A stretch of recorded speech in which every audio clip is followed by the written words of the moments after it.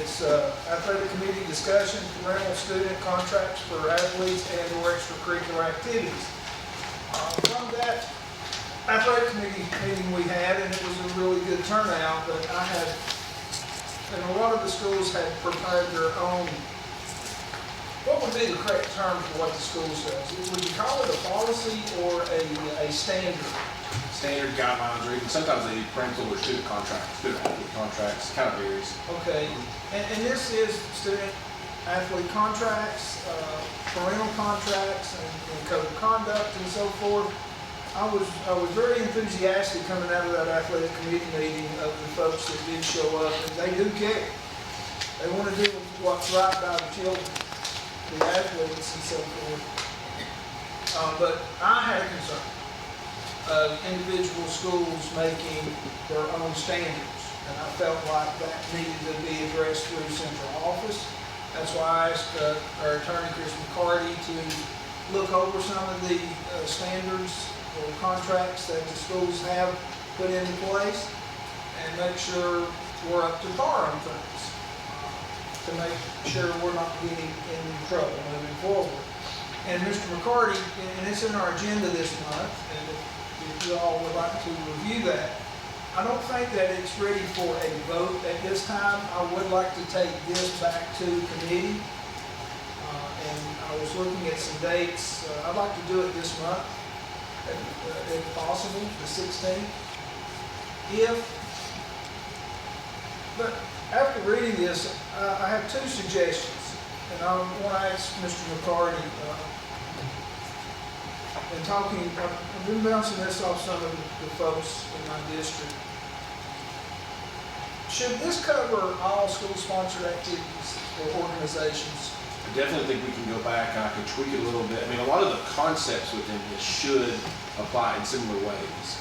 I mean, there's going to be some things with spectators, etc., that might vary a little bit, but to answer your question, I think we can make this work for a lot of, especially like band, cheerleading, dance teams, things like that. Obviously, we can make this work to make it more broad. Okay, because I feel like if we're just picking out our athletic teams, and we're trying to set a standard for, let's do better all the way around, and we're wanting this contract, we're picking on one group. So if it's okay with the board, we'll let Mr. McCarty review that and see what we can do, and we'll bring that back to the meeting. Is that okay with everybody? Are we having a lot of issues? I mean, what was the catalyst of this, out of curiosity? Well, like I said earlier, they've made their own, and they've just whittled this down to student athletes, but not every school's doing the same thing. Now, middle school and high school, of course, is different. But we've not had any issues that was. Well, yeah, we have. And some issues with parents being overly concerned about the verbiage in the contracts, and not being able to play. But the schools have done a fantastic job in creating tutoring for our students. That, let's say, if Churchill Middle School, you fail 2 courses, you make a 69. At the end of the semester in 2 courses, you can't play. You have to go to tutoring. You go to tutoring for 2 weeks. I don't see anything wrong with that. But from a board standpoint, as far as it being they were referring to it as a policy. Policy falls on the Board of Education, not the school sides. So therefore, there could possibly be some legal ramifications if not worded correctly and handled correctly. And that's when it came to my attention. We were having these debates at the school level with parents, student athletes, and we had the athletic committee meeting, and some other questions came up, and that's why I wanted to get Mr. McCarty involved, and he's drafted a good new policy for us that will give us guidance. But the second request I'd like from Mr. McCarty is, should the schools, I just feel like that the schools need the right to make their own standard or contract. But I think that needs to go through central office. And I would like to request to add that to the suggested policy that Mr. McCarty is working on.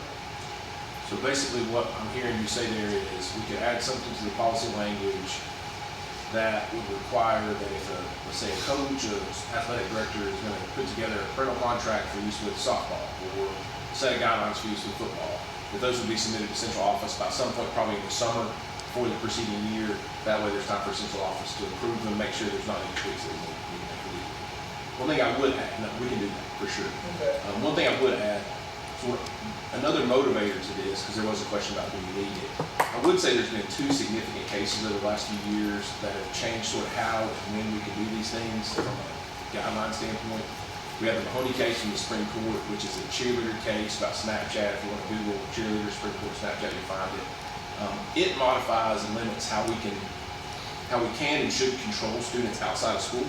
So that's another thing. A lot of these older contracts that we're still using, we're probably need to update those for that reason. Then we had a Sixth Circuit case this year that came out that also gives us more guidelines about when freedom of speech applies, even when parents are criticizing coaches or maybe having what I call healthy debates with coaches. So we also need to look at it for those reasons too. So there are some things that I think because of some legal developments that we do need to keep an eye on. Okay. So if I, as I'm reading this. Sure. So parents should abide by rules and regulations. Yep. TWSA. No refrain from screaming at any person, threatening, harassing. What if they don't? Like, what? So a couple different things. If you go to the last page, there's another reason we put that in there. So 2 things to that. I'm going to start with the TMSSA. Now they have a policy in place that if a parent is removed, or I shouldn't say parent, a spectator is removed from a sanctioned event, that the school receives a fine for that. It can be anywhere from, what is it typically, $250, something like that, Matt. In that situation, what a lot of school systems are starting to do for that reason is that if the parent's going to come back after a suspension period or the spectator, they have to pay us that money back to reimburse the school system. That is happening a lot, not just in, I can't say it's happening in Hawkins County, it's happening in a lot of school systems. You are seeing more spectators get into it with officials. You're seeing more officials have to throw people out of ball games. I mean, I don't think that's a Hawkins County problem. Again, I'll make that very clear. That just seems to be a United States problem. Probably wasn't a legal opinion there, but I feel it. I just think I know some parents that are just write the check at the beginning. They have to serve the suspension too, though. Sure, I get it. The other thing this would do, though, to answer your question is, it also makes it clear to the parents, especially with the signage that we would put up, if we do that, as one of the requested items. It makes it clear to the parents what are the expectations. There should be no confusion of, oh, I didn't know I could do that. And then it also makes it clear that administration and coaches, even from practices, do have the power to remove those parents if they violate these rules. And that could be suspensions, and I've got one county right now where we've had such a, I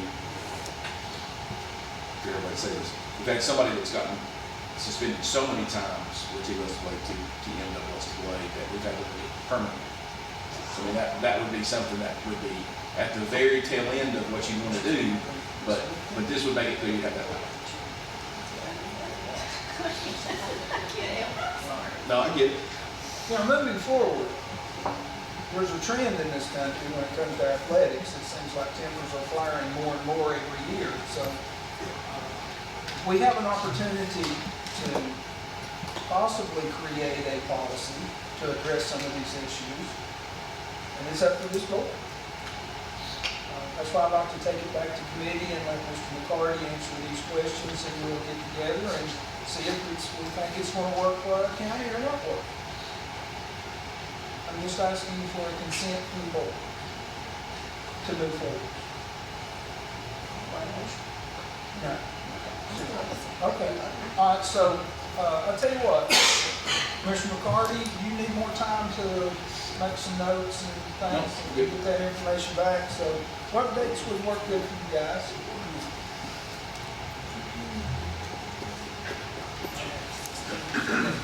I'm not free till April 16th, so.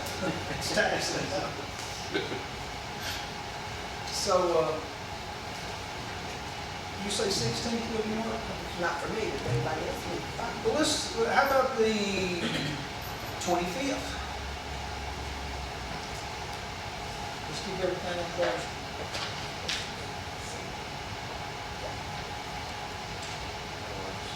The 25th at 7 p.m. at Churchill Middle School. 7 o'clock. Yeah. Okay, six. She didn't like that. Six. By the time you go back to Rogersville, you'll be, Is that okay with you guys? 6 o'clock? What's the problem? 6 o'clock? Churchill now? Yes. They have a nice room to meet up there. Not that we don't have a nice room. I will have a new draft to you well in advance of that for you to look at before y'all have your meeting Okay, with those two issues addressed. all right, thank you very much. And if anybody else on the athletics committee has anything they want me to look at or add or consider for it, just shoot me an email or call me. Oh, please do. Please do. Once you have a chance to digest this information, if you've got any questions, comments, or concerns, get in touch with Mr. Dixon and Mr. McCarty. I would encourage that. I want to add one more thing to the agenda of this athletic committee meeting to just very vaguely speak of is Tier 1 and Tier 2 coaching. So I just want to cover that in a committee meeting. So. Tier 1 and tier 2 sports? Yeah. Okay. Yeah. Yeah, so that would take care of item B. But technically, that would be tabled until we get through Yes, sir. committee.